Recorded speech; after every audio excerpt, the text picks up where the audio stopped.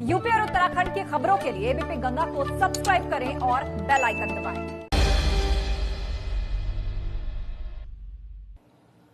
नमस्कार, एबीपी गंगा देख रहे हैं आप। मैं हूं अवधेश। नमस्कार, मैं हूं कौशल सेठ और वक्त हो चला है 75 जिलों से ताजा 75 खबरें देखने का। तो चलिए शुरू करते हैं फास्ट न्यूज एक नए अंदाज में।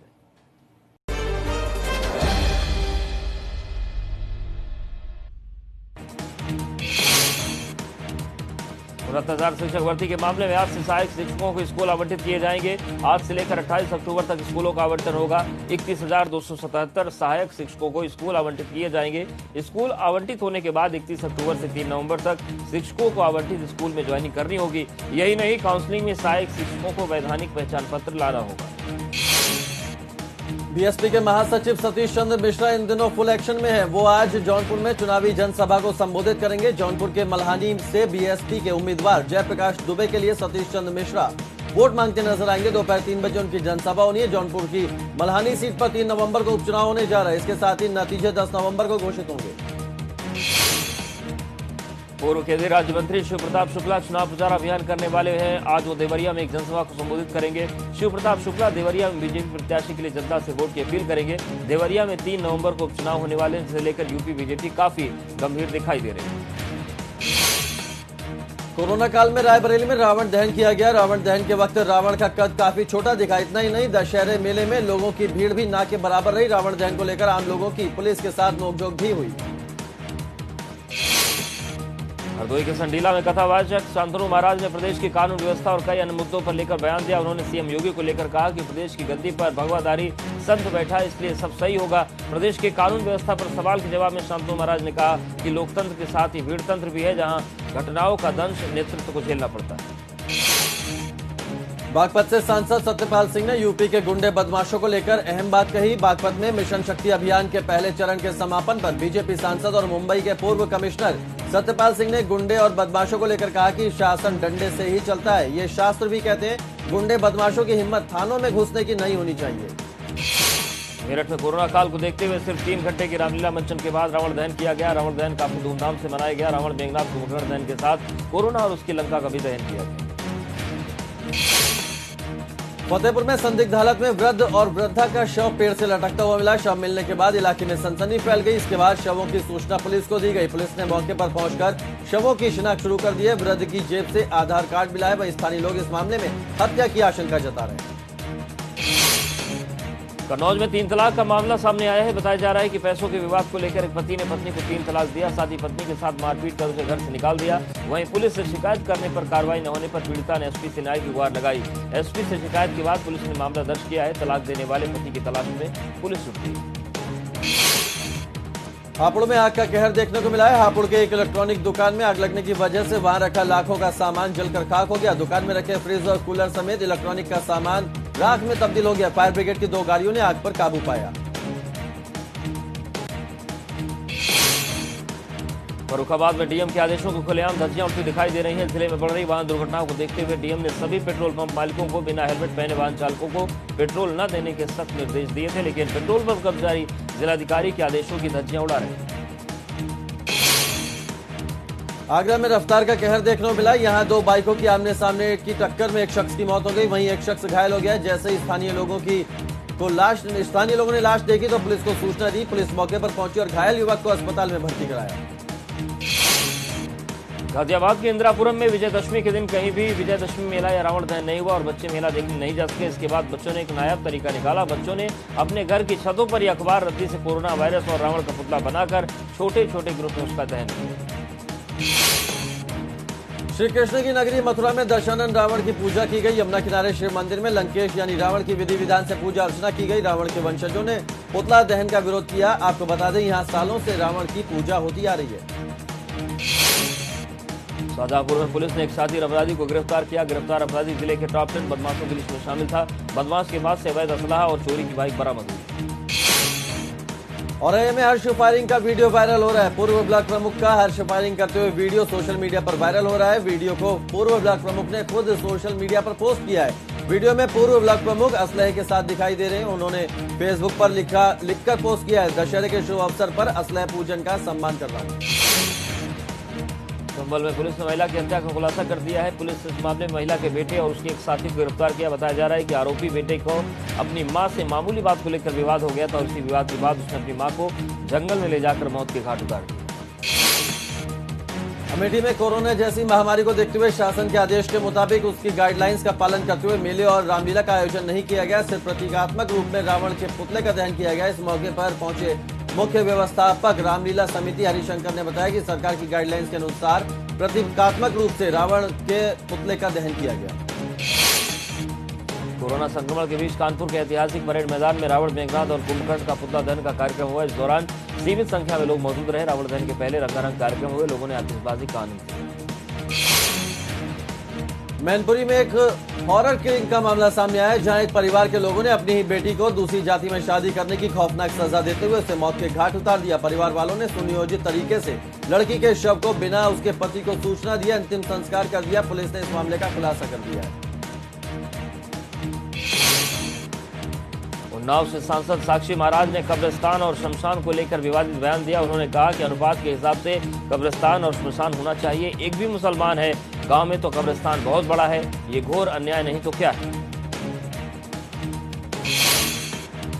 कोरोना काल में महाराजगंज में रावण दहन किया गया, लेकिन इस बार रावण की लंबाई को पिछली बार की अपेक्षा 24 फीट कम कर दिए गया। साथ ही इस बार नौतनवा में लगने वाला दशहरा मेला भी नहीं लगा। रामलीला कमेटी के आग्रह के बाद प्रशासन ने सिर्फ 11 फीट का रावण दहन करने की अनुमति दी थी।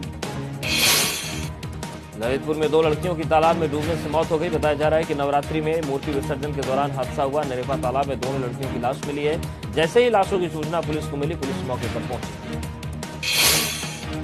बुलंदशहर में उपचुनाव में AIMIM के सदर विधानसभा प्रत्याशी दिलशाद अहमद पर जानलेवा हमला किया गया। दिलशाद ने आजाद समाज पार्टी के प्रत्याशी हाजी यामीन के समर्थकों पर जानलेवा हमला करने का आरोप लगाया है। बाराबंकी में भी रावण दहन का कार्यक्रम किया गया। बाराबंकी के फतेहपुर कस्बे में रावण दहन हुआ। रावण दहन के साथ साथ इस बार कोरोना का पुतला भी जलाया गया। क्षेत्रीय भाजपा विधायक साकेंद्र वर्मा सहित कई अन्य लोग इस कार्यक्रम में मौजूद रहे। पूरे देश के साथ ही संगम नगरी प्रयागराज में भी दशहरे का पर्व बड़े ही धूमधाम से मनाया गया। कोरोना के चलते इस बार बरगद घाट की बजाय पांचवा रामलीला कमेटी मैदान में रावण के पुतले का दहन किया गया।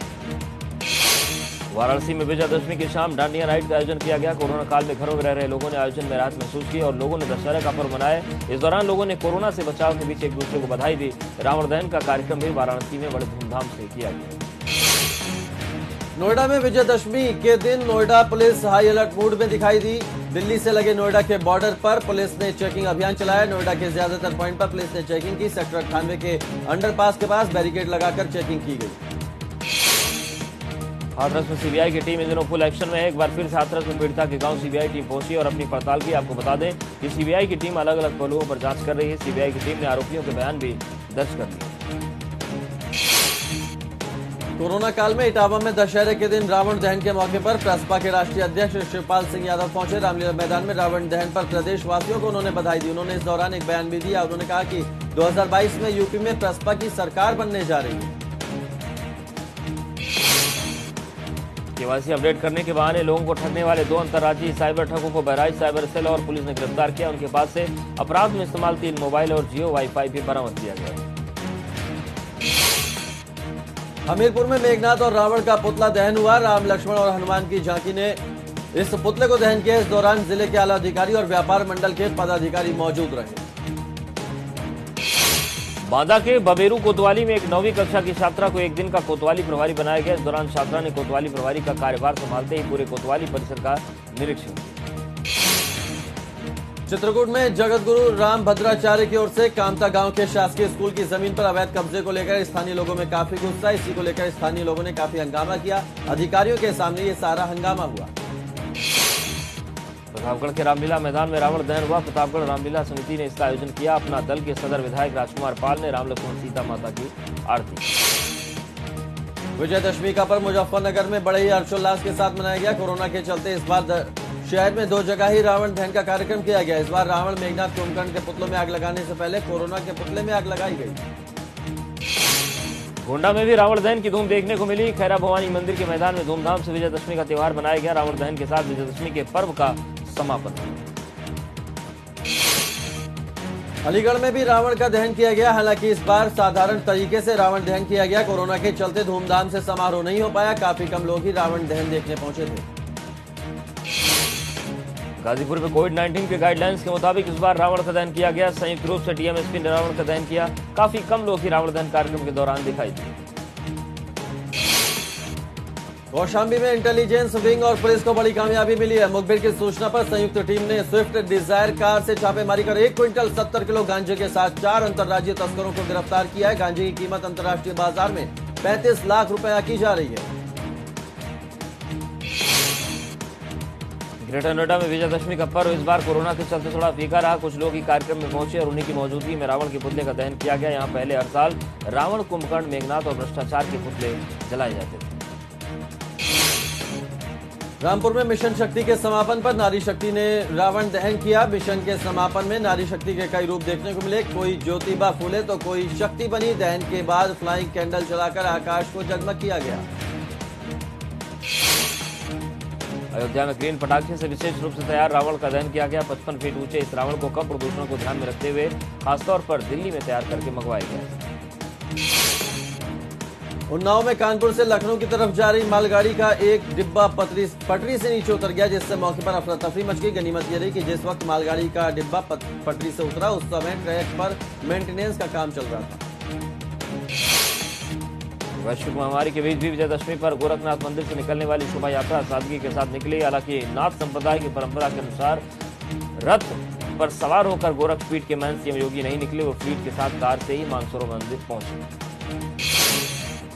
सिद्धार्थनगर में आग का कहर देखने को मिला। यहां अज्ञात कारणों से एक दुकान में भीषण आग लग गई। चाय की दुकान में आग लगने की वजह से मौके पर हड़कंप मच गया। आग की वजह से चाय की दुकान जलकर खाक हो गई। अमरोहा के नौगांवा से बीएसपी के प्रत्याशी फुरकान अहमद का एक बार फिर ऑडियो वायरल हुआ, जिसमें ब्रांडेड शराब बांटने की बात कही जा रही है। इससे पहले भी बसपा प्रत्याशी फुरकान अहमद के कार्यालय पर जाम छिड़कते हुए वीडियो वायरल हुआ। पूरे यूपी के साथ साथ रायबरेली में भी रावण दहन की धूम देखने को मिली। यहां भी रावण के पुतले को जलाया गया। हालांकि कोरोना की वजह से रावण दहन के कार्यक्रम में ज्यादा लोग नहीं दिखे, लेकिन फिर भी रावण दहन की परंपरा को कायम रखने के लिए पुतले को जलाया गया। सुल्तानपुर में स्वदेशी जागरण मंच ने प्रदर्शन करते हुए चीनी राष्ट्रपति शी जिनपिंग का पुतला फूंका। प्रदर्शन करने वालों ने कहा कि चाइना ने हमारे जवानों को गलवान घाटी से लेकर अरुणाचल तक परेशान कर रखा है। उन्होंने लोगों से चाइनीज सामान का बहिष्कार कर स्वदेशी सामान का इस्तेमाल करने का निवेदन किया। फिरोजाबाद में बीजेपी नेता की हत्या का खुलासा पुलिस ने कर दिया। पुलिस ने खुलासा करते हुए बताया कि 16 अक्टूबर को बीजेपी नेता दया शंकर की हत्या भाड़े के शूटरों ने 4 लाख और एक प्लॉट के लिए की थी। कुशीनगर में कोरोना गाइडलाइंस के तहत रावण दहन का कार्यक्रम हुआ। बड़ी संख्या में लोगों के इकट्ठा होने की परमिशन इस बार नहीं थी, लिहाजा कम लोग ही रावण को जलता हुआ देख पहुंचे।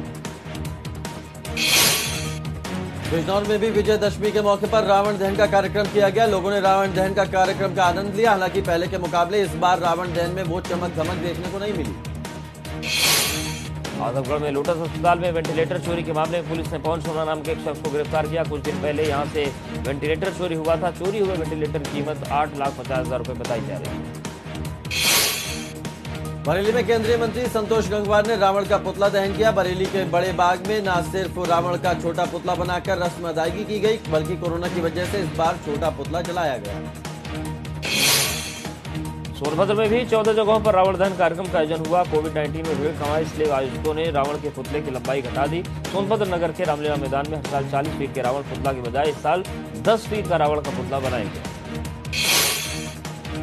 श्रावस्ती में भी रावण दहन की धूम देखने को मिली। यहां पर भी कुछ जगहों पर रावण के पुतले को जलाया गया। कोविड-19 के तहत रामलीला मैदान में इस बार लोगों की भीड़ नहीं दिखी। कासगंज में हर साल की तरह इस साल भी रावण का पुतला जलाया गया। हालांकि इस बार दशहरा पर कोरोना की काली छाया भी दिखाई दी। रावण दहन के मौके पर हर साल की तरह दिखने वाली भीड़ और उत्साह इस बार नजर नहीं आया। संत कबीर नगर में भी रावण दहन किया गया। रावण दहन के पहले परंपरा के मुताबिक राम और रावण में युद्ध हुआ। राम रावण में युद्ध के बाद रावण के पुतले को जलाया गया।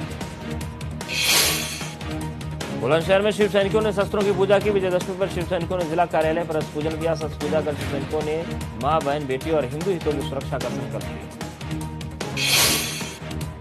अंबेडकर नगर में उधार सामान न देने पर एक किशोर को दबंगों ने गोली मार दी। वारदात के बाद दबंग मौके से फरार हो गए। परिजनों ने शोर मचाने पर पूरा गांव इकट्ठा हो गया। उदयपुर में ओवरटेक करते समय दो ट्रकों की भिड़ंत हो गई। इसमें एक ट्रक ने अनियंत्रित होकर ठेली में टक्कर मार दिया। गनीमत रही कि हादसे में किसी की जान नहीं गई। चंदौली में आरपीएफ ने ऑपरेशन मेरी सहेली का आगाज किया है। इस मुहिम के तहत ट्रेनों में अकेले यात्रा करने वाली महिलाओं की निगरानी आरपीएफ की महिला विंग की ओर से की जा रही है। साथ ही साथ ट्रेन पकड़ने वाली अकेली महिला यात्रियों को स्टेशन पर भी सुरक्षा के टिप्स इस ऑपरेशन के तहत दिए जा रहे हैं। सोनभद्र में मोबाइल दुकान से मोबाइल चोरी करते हुए एक महिला का वीडियो सोशल मीडिया पर वायरल हो रहा है। वीडियो में महिला अपने साथी के साथ मोबाइल पर हाथ साफ करती दिख रही है। अब पुलिस इन सीसीटीवी तस्वीरों के आधार पर महिला चोर की तलाश में जुटी। मुरादाबाद में विजयदशमी पर्व की खुशी में भाजपा नेता ने रिवॉल्वर से फायरिंग कर अपना वीडियो फेसबुक पर पोस्ट किया। भाजपा नेता का नाम अनुज सिंह बताया जा रहा है। वीडियो वायरल होने के बाद पुलिस जांच में जुट गई है। हालांकि एबीपी गंगा इस वीडियो की पुष्टि नहीं करता है। कानपुर में हॉस्पिटल में इलाज के दौरान एक मासूम की मौत हो गई। परिजनों ने इस मामले में अस्पताल पर लापरवाही का आरोप लगाया। एटा में 23 अक्टूबर को एक फ्लोर मिल से फेंके गए जहरीले पदार्थ को खाकर फूड पॉइजनिंग से मरी 7 गायों की जिला प्रशासन ने मुख्यमंत्री ऑफिस, डीजीपी और अन्य अधिकारियों को ट्वीट कर गलत रिपोर्टिंग की थी। मुख्यमंत्री ऑफिस और डीजीपी को ट्वीट कर 7 की जगह केवल 3 गायों के मरने की जानकारी दी थी। अब तक इस मामले में एफआईआर दर्ज नहीं हुई है। मिर्जापुर के अदलाहट बाजार में रावण का पुतला दहन किया गया। पहले घाट से चबूतरा बाजार पैदल रावण को ले जाएगा। बस्ती में एक कार में अचानक आग लगने से हड़कंप मच गया। देखते ही देखते पूरी कार आग की झलक में समा गई। आनंद फानन में कार सवारों ने कार का दरवाजा खोलकर अपनी जान बचाई। बलिया में दशहरा पर्व पर राजनीतिक पार्टियों के रावणों के लिए योगी सरकार के मंत्री आनंद स्वरूप शुक्ला ने नसीहत दी। उन्होंने कहा कि हम सभी के मन में जो दूषित विकार आते हैं वो रावणी विकार है, जो निश्चित रूप से मानवों में समाप्त है। उन्नाव में समाजवादी पार्टी के केंद्रीय चुनाव कार्यालय में महान दल ने अपना समर्थन समाजवादी पार्टी को दिया। यहां समाजवादी पार्टी के केंद्रीय चुनाव कार्यालय में जिला अध्यक्ष धर्मेंद्र यादव और महान दल के प्रदेश महासचिव सुनील सिंह की मौजूदगी में महान दल के नेताओं ने अपना समर्थन समाजवादी पार्टी के प्रत्याशी सुरेश पाल को दिया। शामली में प्रधानी के चुनाव को लेकर दो पक्षों में फायरिंग। इस फायरिंग में कई लोग घायल हो गए। घायलों को इलाज के लिए जिला अस्पताल में भर्ती कराया गया। पीलीभीत में आतंक का पर्याय बने तेंदुए को पैरी फार्म पर पिंजरा नंबर 1 में रेस्क्यू किया गया। 3 दिन पहले खेत में तेंदुए को पकड़ने के लिए पिंजरा लगाया गया था। जालौर में रफ्तार का कहर देखने को मिला। यहां पर श्रद्धालुओं से भरी ट्रैक्टर ट्रॉली पलट गई। इस हादसे में एक शख्स की मौत हो गई। लखनऊ में सरकारी योजनाओं के दफ्तर में आग लग गई। उत्तर प्रदेश कौशल विकास मिशन बिल्डिंग में आग लगी। आग लगने से आईटी कैंपस में अफरा तफरी का माहौल रहा। बदायूं में तेज रफ्तार कार ने दौड़ लगा रहे 5 युवकों को कुचल दिया। हादसे में 3 युवकों की मौके पर दर्दनाक मौत हो गई। तो 75 जिले 75 खबरों में वक्त हो चला एक छोटे से ब्रेक का। फौरन हाजिर।